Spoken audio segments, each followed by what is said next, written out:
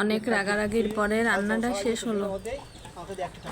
মানে হয়েছে কি, আমার দুই মেয়ে আর শ্বশুরের জন্মদিন একই দিনই, পয়লা বৈশাখ।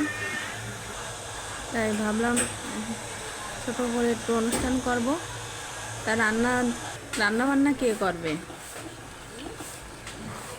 আমাদের বাড়ির কোনো অনুষ্ঠান হলে সব রান্না বাড়া আমার মাঝি কাকি শাশুড়ি করে। এই যে মাঝি কাকি শাশুড়ি, মানুষটা কালা কিন্তু অনেক ভালো। সে সব রকম কাজে খুব এক্সপার্ট, মনটাও ভালো খুব। তাই রান্না করে দেওয়ার কথা বলেছি, তাই রাগ করতেছে আমার। সেই সারা দিন ধরে আমার একটু রাগ করেছে যে কেন আমি এত আয়োজন করতেছি, পারে না, এখন বয়স হয়ে গেছে। সারাদিন ধরে আমার যে কি পরিমাণ রাগ করেছে। তারপরে আস্তে আস্তে সব কুটে কেটে গোছায় গাছায় নিয়ে এই যে বইছে রান্তি। তারপরে ঠান্ডা হয়ে গেছে, আর কিছু কয়টায় না, এবার রান্না টান্না করলো সব। সাথে ছিল মাসি শাশুড়ি আর ছোট কাকি শাশুড়ি, আর এই যে আমার শাশুড়ি মাছ করতেছে।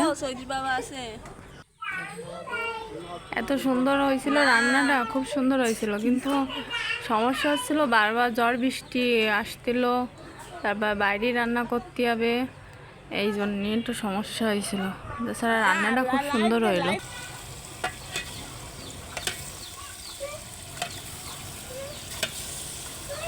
এই আড়িটায় মাংস রান্না হচ্ছে।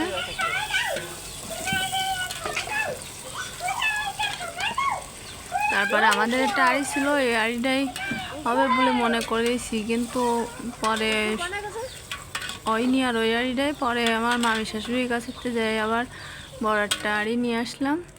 এই যে বড় আড়িটি করে এই যে দুইজনে নাড়াচ্ছে, চাল ভাজা আসছে। এতে অনেকটা লেগে গেছিল আড়ির তলায়। আমি আর মাছ দিয়ে পারিনি, ছোট কাকি শাশুড়ির কাছে দিয়ে আইলাম, উনি মাঝে টেজে তারপরে দিয়ে আসবেন। আর এই যে সন্ধ্যার পরে একটু বেলুন টেলুন দিয়ে ঘরটা একটু সাজালো।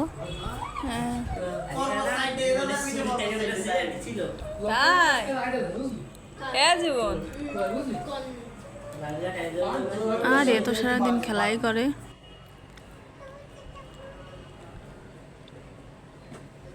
আজকের মতো টাটা, বাই।